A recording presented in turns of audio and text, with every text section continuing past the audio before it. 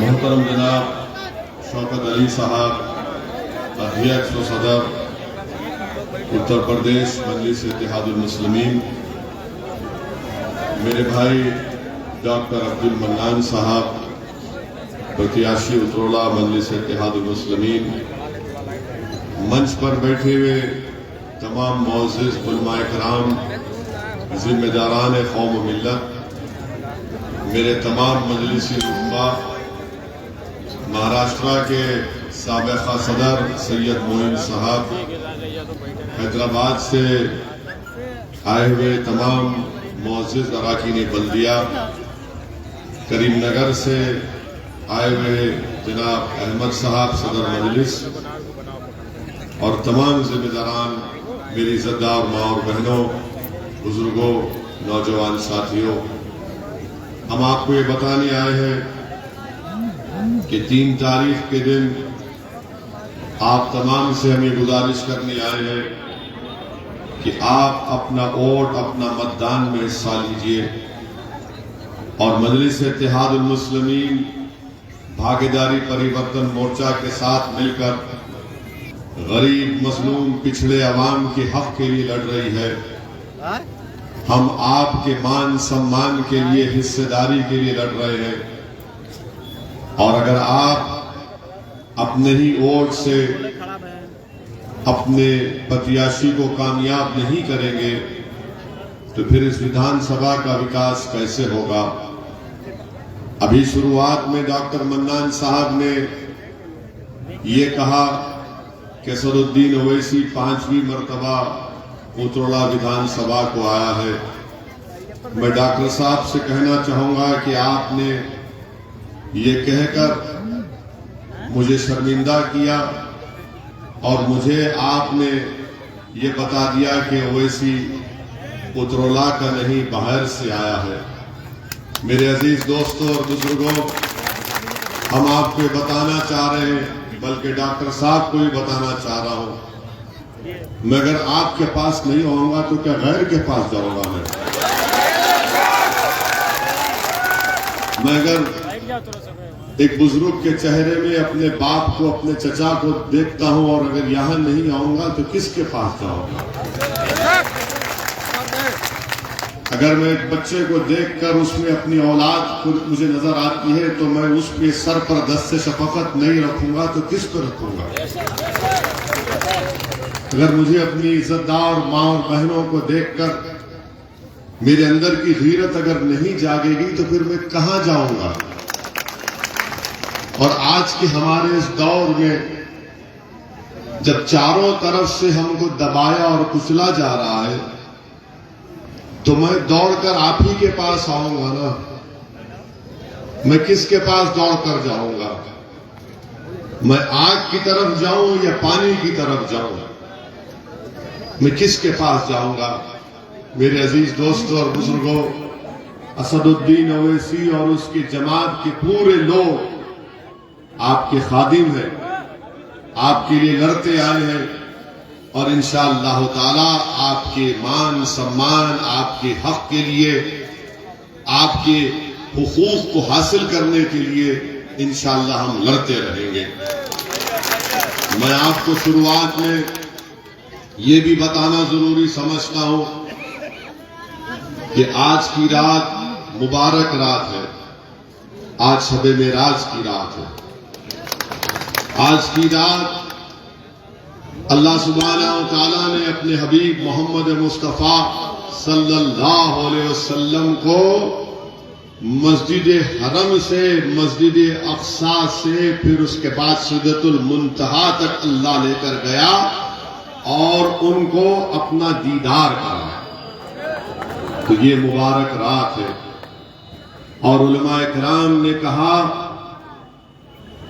कि ये अजीम मौजज़ा है मोहम्मद मुस्तफ़ा सल्लल्लाहु अलैहि वसल्लम का। उलमाए किराम के पैरों के पास बैठकर मैंने सुना कि हजरत इब्राहीम अलैहिस्सलाम का आग में बच जाना यकीनन मौजज़ा है। हजरत सालेह अलैहिस्सलाम की ऊँटनी का पहाड़ से निकलना यकीनन मौजज़ा है। हजरत मूसा का फिरौन के दरबार में आसा फेंकना और जादूगरों का जादू उस पर बेबस हो जाना यकीनन मौजज़ा है। हजरत ईसा अलैहिस्सलाम का अंधों के आंख पर हाथ रखना और मुर्दों को जिंदा करना यकीनन जिंदा मौजज़ा है। मगर ये तमाम मौजज़े जमीन पर हुए और मेरे आका का मौजज़ा जमीन से शुरू हुआ तो आसमानों की इंतहा तक पहुंच गया। तो मेरे अजीज दोस्तों और बुजुर्गों, क्योंकि मुबारक रात है, कोई ये ना समझे कि ओवैसी सिर्फ राजनीति की बात करता है, दूसरा नहीं कर सकता। ओवैसी राजनीति की भी बात करता है, संविधान की भी बात करता है, दुनिया की भी बात करता है, हुकूक की भी बात करता है, गरीब की भी बात करता है, मजलूम की भी बात करता है और आका की गुलामी में अपने आप को गुलाम बताने की भी बात करता है। तो मेरे अजीज दोस्तों और बुजुर्गों, मुबारक रात है। हमको भी, इस गुनाहगार को भी याद रख लीजिए। आप इस मुबारक रात में जब इबादत करेंगे, बल्कि हम तो आपसे कहेंगे कि जो आपके पास अहले दिल है उनसे कहिए कि हमारी कामयाबी के लिए भी दुआ करिए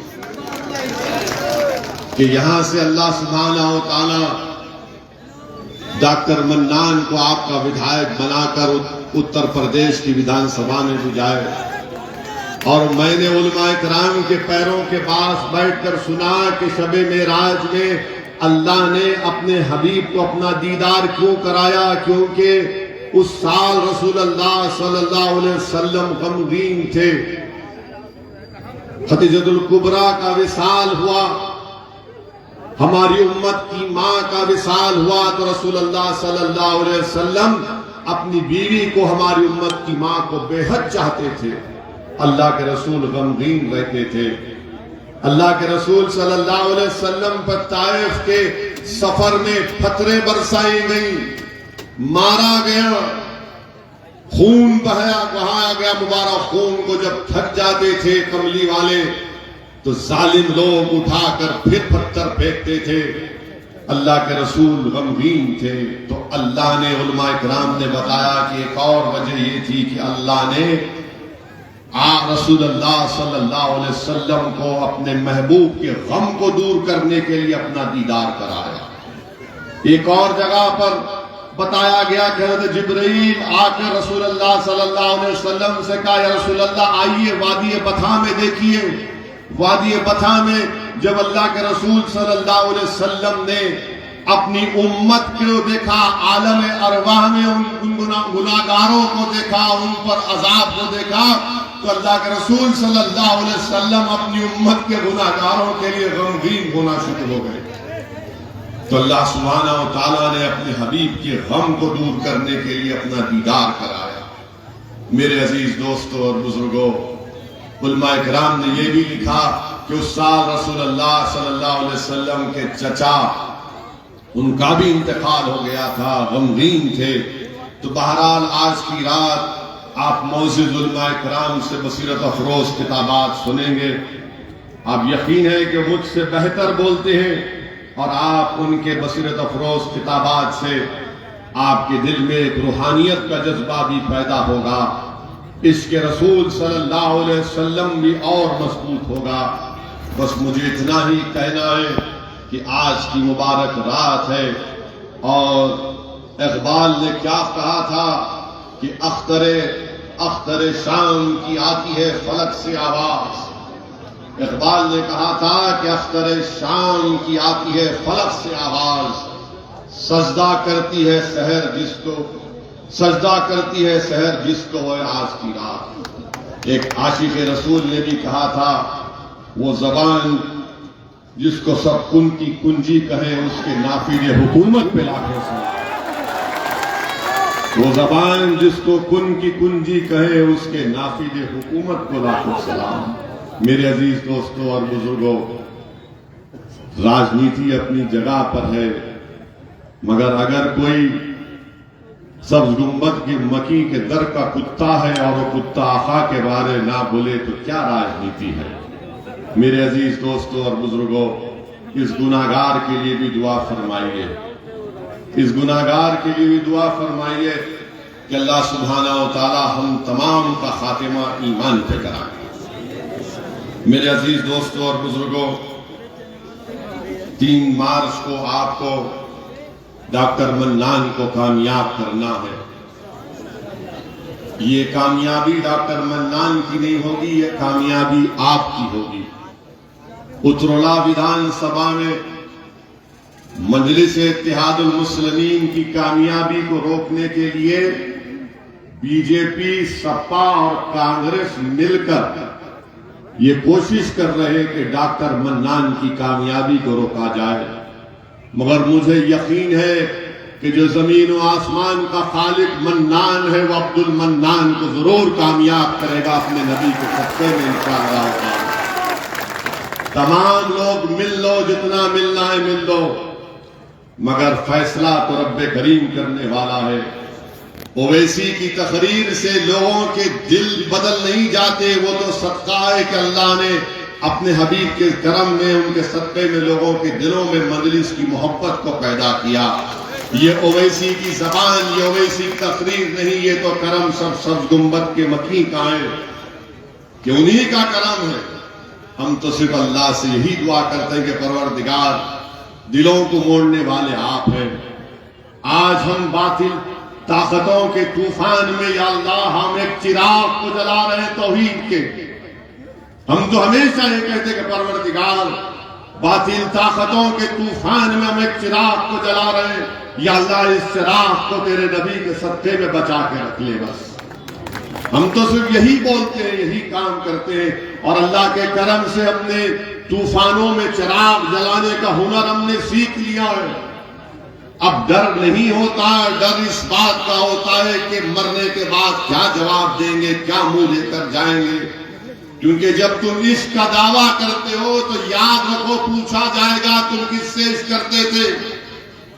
तुम उन लोगों से इश्क करते थे जो तुमको बर्बाद करना चाहते थे, या तुम उन लोगों से इश्क करते थे जो तुमको बचाना चाहते थे। मेरे अजीज दोस्तों और बुजुर्गों, इस चुनाव में आपको एक अच्छा फैसला लेकर यहां से अपनी जमात मजलिस-ए-इत्तेहादुल मुस्लिमीन को कामयाब करना है। एक एक वोट का सही इस्तेमाल करिए, डरने और घबराने की जरूरत नहीं है। एक और अहम बात हम आपको बताना चाहते हैं, हमारी माँ और बहनों को भी पैगाम देना चाहते हैं कि लोग आकर आपसे कहेंगे कि असदुद्दीन ओवैसी भड़काऊ भाषण देता है, असदुद्दीन ओवैसी नौजवानों को जज्बात में लाता है। तो हाँ, मैं इकरार करता हूं, मैं जज्बात में लाता हूं। मेरी तकरीर, ये मेरे अल्फाज, ये मेरी जबान से नौजवान जज्बात में नहीं आता।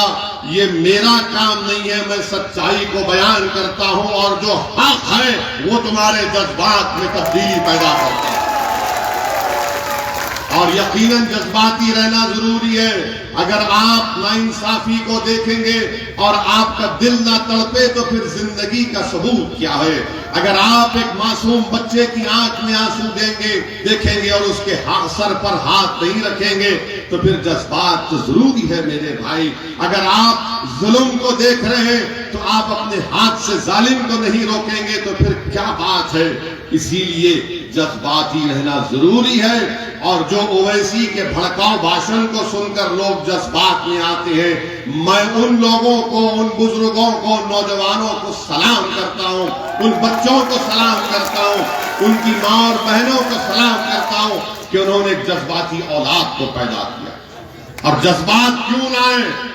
उत्तर प्रदेश में आज कांग्रेस, सपा सब मिलकर खौम खौम करते हैं। जब चुनाव आता तो खौम खौम, और जब चुनाव हो जाता तो बोलते हैं अपना घर घर घर। चुनाव में आता है तो बताओ कितने मरतबा आपने यहां पर किस किस को वोट नहीं दिया। बीजेपी कहती है सबका विकास, सबका विश्वास, सबका साथ। आज उत्तर प्रदेश में अगर सबसे कमजोर कोई है तो अल्पसंख्यक समाज मुसलमान है। मेरी इन बातों को कान खोलकर सुन लो उत्तरला की जनता।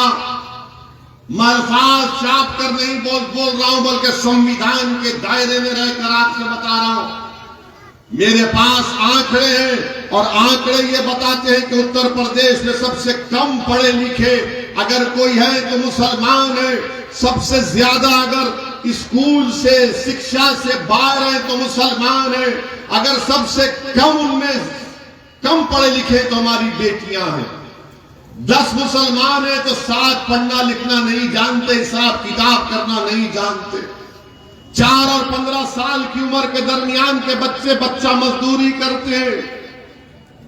सिर्फ 7% मुसलमान हाई स्कूल मुकम्मल करते और 4% बच्चे ग्रेजुएट होते हैं। कितने मुसलमानों के पास 2 एकड़ जमीन है उत्तर प्रदेश में? बताओ, कांग्रेस के, सपा के, बीजेपी के लोगों बताओ। ना कि सबको साथ लेंगे, सब समाज को साथ लेंगे, तो आज उत्तर प्रदेश में 2% अल्पसंख्यक समाज मुसलमान के पास 2 एकड़ जमीन नहीं। कौन सी इंसाफ की बात जब करते हैं लोग? मेरी जबान कड़वी क्यों होती है? नाइंसाफ। मैं अपने हक दिलाने की, हक लेने की बात कर रहा हूं। और सुन लो, जिंदगी में इंसाफ नहीं है तो मौत में भी नहीं है। मौत में चाली नहीं मारना है, सोचना है। अगर कोई फॉरवर्ड क्लास का होगा और आप होंगे अल्पसंख्यक समाज का मुसलमान, तो आप उससे 6 साल पहले आपको मौत आ जाती है, क्योंकि गरीब है आप। बताओ फिर क्या हो रहा है यहां पर? कौन आवाज उठाएगा? कोई तो उठाएगा ना आवाज, किसी को तो लड़ना चाहिए। कोई तो जाकर इन जालिमों को बताए जो सत्ता की कुर्सी पर बैठकर कमजोरों को कमजोर कर रहे, बल्कि बर्बाद कर रहे। आप बताइए, अगर आप जाकर किसी के घर पे पूछेंगे क्या तुम्हारी औलाद को, तुम्हारे बेटे को, तुम्हारी बेटी को शिक्षा चाहिए, तो कहेगा बिल्कुल चाहिए। कहां पर आपने शिक्षा दी? बताओ योगी आदित्यनाथ, बताओ मोदी जी, आपने कहां पर स्कूल खोला? मैं जो आंकड़े दे रहा हूं, मैं बीजेपी को, योगी को चैलेंज कर रहा हूं। मैं उत्तर प्रदेश के मुख्यमंत्री को चैलेंज कर रहा हूं, सपा के नेता को, अखिलेश को चैलेंज कर रहा हूं, कांग्रेस के राहुल को चैलेंज कर रहा हूं।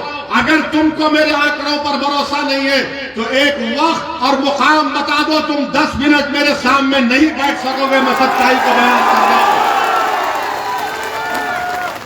वोट को ले लेंगे और उसके बाद आपके बच्चों को और आपको भूल जाएंगे। कोई कहेगा कि ओवैसी तुमने हैदराबाद में क्या किया? तो हमने हैदराबाद में, हमारे 7 विधायक हैं, कोई मंत्री नहीं है, सत्ता में नहीं है। हमारा मेडिकल कॉलेज है जिसमें 150 मुसलमान बच्चे और बच्चियां हर साल डॉक्टर बनकर निकलती है। इंजीनियरिंग कॉलेज है जिसमें 250 मुसलमान बच्चे और बच्चियां इंजीनियर बनकर निकलती है। MBA कॉलेज है, MCA कॉलेज है, नर्सिंग कॉलेज है, फार्मेसी कॉलेज है, आर्किटेक्चर का कॉलेज है। 2-2 अस्पताल है बड़े बड़े, जिसमें कम पैसों में इलाज होता है। ये सब कैसे बना? कोई आसमान से आकर नहीं दिया, ये सब आपने दिया था। आपने हमको विधायक बनाया, हमने काम किया। ये काम उत्तर प्रदेश में नहीं हो सकता था। आपने जिसको विधायक बनाया उसने अपनी जेब को मोटा किया। जिसको आपने विधायक बनाया वो मंत्री बन गया। जिसको आपने वोट डाला वो मंत्री बन गया, मुख्यमंत्री बन गया। बताओ तुमको क्या मिला? इसीलिए ओवैसी से नफरत करते हैं, क्योंकि मैं जज्बात में लाने के लिए नहीं, आपको पैगाम दे रहा हूं। तुम्हारे को क्या मिला मुझे बताओ? क्या मैं ये कह रहा हूं कि मैं उत्तराला में आसमान से तारे तोड़कर ला कर दूंगा? मैं नहीं कह रहा, मैं कह रहा हूं जमीन पर जो सबको मिल रहा है, मेरी औलाद को भी मिले, मेरी बेटी को भी मिले। यही तुम्हारी लड़ाई है। और मुझे यकीन है कि आप डॉक्टर अब्दुल मन्नान साहब को विधायक बनाएंगे तो उत्तर प्रदेश की विधानसभा में जाकर आवाज उठाएंगे, लड़ेंगे। ये हमारे मसाइल। इतना बड़ा उत्तरा विधानसभा है, खाली 3 डिस्ट्रिक्ट के हॉस्पिटल है, स्लॉटर हाउस नहीं है। क्यों नहीं देते परमिशन बीजेपी वाले? क्यों नहीं दिया कांग्रेस ने? क्यों नहीं दिया बसपा ने? आप बताइए, रोड नाम की कोई चीज नहीं, खड्डे हैं पूरे यहां पर। इस विधानसभा में योगी आदित्यनाथ कहते कि मैं गर्मी निकाल दूंगा। अरे बाबा, गर्मी निकालना तो दूर की बात, उतरौला विधानसभा में लोग अपना सेलफोन चार्ज नहीं कर सकते, बिजली आती नहीं है यहां पर, 4 घंटे आती है खाली। गर्मी निकालूंगा? अरे बिजली तो पैदा करो। बिजली नहीं देंगे, गर्मी निकालेंगे? सही है। बिजली नहीं दिए बाबा, और बोल रहे कि मैं मई जून में बर्फ लाऊंगा। अरे पहले बिजली लाओ। बाबा बोलते गर्मी निकालूंगा, मगर ये सांड क्या कर रहा है खेतों में रातों में? बाबा ने इनको छोड़ दिया, आशीर्वाद देके जाओ, खाओ, तुम्हारे बाप की जमीन में खा लो। बाबा ने कहा तुम मेरे हो, तो सांड ने कहा बाबा हम भी तुम्हारे। तो बाबा ने कहा तुम्हारा मेघ है, जाओ जाओ खेत साफ कर दो, किसान को बर्बाद कर दो, मैं हूं ना। ज्यादा कोई बोलेगा तो ठोक दूंगा। आप बताइए, आप देश के प्रधानमंत्री को 7 साल के बाद मालूम हुआ कि उत्तर प्रदेश में सांड का मसला। कितनी मन की बात बोली प्रधानमंत्री ने, मगर सांड की बात नहीं बोली। आज प्रधानमंत्री बोल रहे कि आप 10 तारीख के बाद, प्रधानमंत्री कह रहे, यकीन मत करिए मोदी है, लंबी लंबी छोड़ते हैं। एक बार मोदी जी सऊदी अरब गए थे। वो वहां पर रियाद में एक लंबी तोप को देखे। तोप को देखने के बाद उसके अतराफ फिरे और वो शेख से पूछे कितना लंबा फेंकती। वो शेख भी बड़ा चालाक था, उसने कहा तुमसे कम फेंकती। ये जोक है, कहीं यकीन कर लेंगे आप, हम भी NSA लग जाएगा। बाबा बोलेंगे हैं ऐसा बोला, इसको जाओ जेल में डालो, जेल में हम जाने तैयार हैं, हम मरने तैयार हैं। मगर आप बताइए, आज मोदी जी कहते हैं कि मैं जो युवाओं को 70 लाख नौकरी का वादा किया था वो नहीं दिए। जिसके पास ग्रेजुएट है, डिग्री होल्डर है, डिप्लोमा है, मोदी जी उसको नौकरी नहीं बोल रहे हैं कि मैं तुमको एक और नौकरी दूंगा। वो क्या है? तुम गोबर से पैसे निकालो। बाबा कह रहे हैं, मुख्यमंत्री कह रहे हैं कि मैं एक सांड के लिए 900 रुपये दूंगा 10 मार्च के बाद। अरे बाबा, तुमने यहां पर बिजली नहीं दी, तुम किसको 900 रुपये दोगे? आप बताइए, एक विकलांग जो उत्तर प्रदेश में होता है उसको सरकार की तरफ से महाना 1000 रुपये पेंशन मिलता है। 1000 रुपये विकलांग को और सांड को 900 रुपये। आप बताइए, क्या इंसान की जान की कीमत ये है, इसका मान सम्मान ये है? बीजेपी हर महाज पर नाकाम साबित हुई है। ये सपा कांग्रेस बसपा से पूछ लीजिए, जब पार्लियामेंट में 2019 जुलाई अगस्त में कानून अमित शाह ने बनाया, बीजेपी ने बनाया, क्या कानून बनाया कि दिल्ली में कोई इंस्पेक्टर पुलिस का NIA का बैठकर उतरौला की विधानसभा के एक नौजवान का नाम अगर अब्दुल मन्नान होगा तो उसको टेररिस्ट घोषित कर देगा। कांग्रेस ने जो आज घूम रहे खौम खौम खौम कह रहे ना, ये कांग्रेस और सपा BSP ने अमित शाह के लाए हुए कानून की तारीफ की। हमारा यकीन करना है तो YouTube पर हमारी तकरीर उठाकर देख लीजिए, 2019 की जुलाई अगस्त की तकरीर है लोकसभा की। हमने इन तमाम को कहा कि यह कानून का इस्तेमाल मुझ पर होगा, मेरी औलाद पर होगा, मेरे खानदान पर होगा, मेरे नौजवानों की जवानी को जेल में बर्बाद कर दिया जाएगा। तो यही कांग्रेस और सपा ने मिलकर अमित शाह के कानून की तारीफ की और ओवैसी को कहते हैं कि इसके लड़ने से बीजेपी को फायदा होगा। अरे तुमको शर्म नहीं आती, इतना झूठ बोलते हो। तुम हमारी बर्बादी के कानून में बीजेपी अमित शाह का साथ देते हो और यहां पर गांधी परिवार की लड़की आकर वोट की बात करती है। जेल में जाकर मुलाकात करो, तिहाड़ जेल में जाओ, जेल में जाकर पूछो उन बच्चों से कि पार्लियामेंट में अगर किसी ने मुखालिफत की तो उसका नाम असदुद्दीन अवैसी और इम्तियाज जलील था।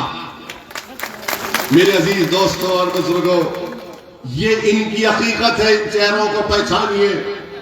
आज चुनाव आ गया तो सब हमदर्द हो जाते हैं और उसके बाद जब इनको वोट मिल जाता है वो हमको यतीम और लाचार बनाकर छोड़ देते हैं।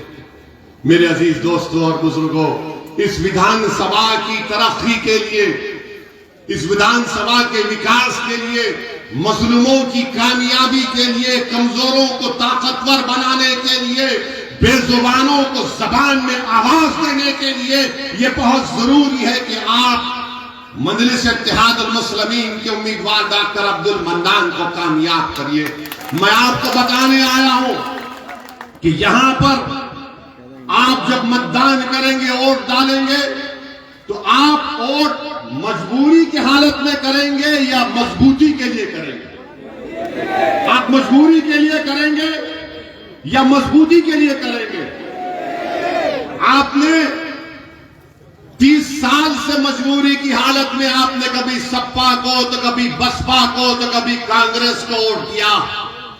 ओवैसी आपके दरमियान में आकर आपसे अपील कर रहा है, भीख मांग रहा है कि मजबूरी की हालत में मत दो, मजबूती के लिए डॉक्टर मन्नान को वोट दो। अगर आप मजबूरी की हालत में देंगे तो यही नाइंसाफी चलती जाएगी। मजबूरी की हालत में देंगे तो उतरला में कोई विकास नहीं होगा। मजबूरी की हालत में देंगे तो उतरला में रेलवे लाइन नहीं आएगी। मजबूरी की हालत में देंगे तो अस्पताल नहीं बनेगा। अगर आज आप मजबूती के लिए वोट देंगे तो एक तमाम विकास के काम होंगे और आपकी आवाज उत्तर प्रदेश के विधानसभा में गूंजेगी। और हम आपको बता रहे कि अगर भाग्यदारी परिवर्तन मोर्चा को अल्लाह ने आपकी दुआओं और वोटों से इख्तिदार और सत्ता दी तो 3 डिप्टी सीएम बनाए जाएंगे। अल्पसंख्यक समाज का मुसलमान, एक निषाद समाज से और पिछड़ा समाज से। अगर ऐसा होता है तो उत्तरला की जनता को यह वादा करके जा रहे कि doctor Abdul mannan deputy CM बनेगा इंशाअल्लाह ताला। इनको विधायक बनाइए, डिप्टी सीएम बनेगा। डॉक्टर मन्नान जब उत्तर प्रदेश की विधानसभा में जाएंगे तो गूंगे बनकर नहीं बैठेंगे, बहरे बनकर नहीं बैठेंगे। डॉक्टर मन्नान उत्तरला की जनता के इंसाफ के लिए लड़ेगा, पुकारेगा। उत्तर प्रदेश की विधानसभा के दरो दीवार को उत्तरला के इंसाफ के नारे से हिलाकर रख देगा। इस बात का मैं आपसे वादा कर रहा हूं। मेरे अजीज दोस्तों और बुजुर्गों, अपने हिम्मत और हौसले को बुलंद रखिए। डरने और घबराने की जरूरत नहीं है। एक हो जाइए, एक हो जाइए। ये तारीखी वक्त है आपके लिए। अगर हमारी माँ और बहनें एक हो जाएंगी। अच्छा पूछिए ये कांग्रेस, सपा, बसपा से जब आएंगे आपसे वोट की भीख मांग रहे तो बोलना हिजाब और निकाब के बारे में तुम्हारी राय क्या है? पूछो उनसे हिजाब और निकाब के बारे में राय क्या है? कुछ नहीं बोलेंगे। अगर हिजाब और निकाब के बारे में अगर किसी ने बोला तो उसका नाम अल्हम्दुलिल्लाह सदुद्दीन अवैसी और मजलिस इत्तेहादुल मुस्लिमीन था। हमने उस बच्ची से बात की जिस बच्ची को बलवाइयों ने घेर लिया था। हमने कहा कि हम बराबर सर पे टोपी पहनेंगे, चेहरे पे दाढ़ी रखेंगे। हमारी माँ और बहनें अगर चाहती हैं तो हिजाब भी पहनेगी, निकाब भी पहनेगी। और भारत में हम, ये हमारा वतन है।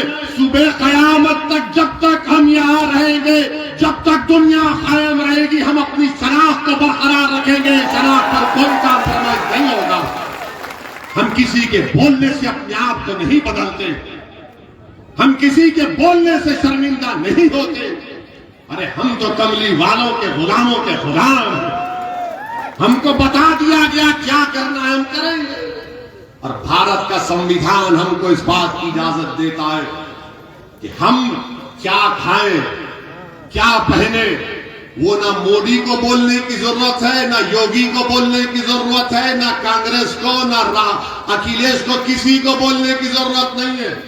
तुम्हारा काम शिक्षा देना, तुम्हारा काम अस्पताल बनाना, तुम्हारा काम रोड बनाना, तुम्हारा काम स्लॉटर हाउस की इजाजत देना, तुम्हारा काम सांड से बचाना। तुम वो कुछ नहीं किया, बर्बाद कर दिया हमको। हमारे बच्चों को शिक्षा नहीं मिली, अब मेरी दाढ़ी और मेरे हिजाब के पीछे पड़ गए। तुम जो चाहे कर लो, हम अपनी मर्जी के मुताबिक जिंदगी गुजारेंगे। तुम हमको जिंदगी का सलीका मत सिखाओ। दुनिया हैवान थी तो हमने उनको इंसान बनाया, मेरी तारीख है। मेरे अजीज दोस्तों और बुजुर्गों, मेरी आपसे ही गुजारिश है कि आप 3 मार्च के दिन डॉक्टर अब्दुल मन्नान को कामयाब करिए। और आप जानते हैं कि हम क्यों कह रहे हैं। यहां पर इस विधानसभा में हजरत शहीद मिल्लत शाह अब्दुल कुद्दूस रहमतुल्लाह अलैह की 119 साला दरगाह थी। इसको हुकूमत ने उसका दरवाजा बंद कर दिया गया था। तो क्या कांग्रेस आई थी दरवाजा खुलाने के लिए? हजरत के आस्थाने का रास्ता बंद हुआ